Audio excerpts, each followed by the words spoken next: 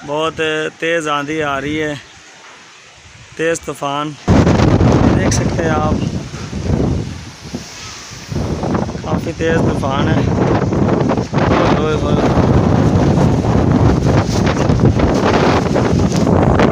अस्सलाम वालेकुम दोस्तों, की हाल जी। उम्मीद करना कि सारे ठीक होवगे जी। अज जे साडे शहर चौक महला च तूफान चल रहा है जी, आंधी चल रही है जी। जिसके मनाजर इस वीडियो च विखाने हैं। वीडियो नवे जे तो वीडियो लाइक करो तो चैनल सबसक्राइब करो।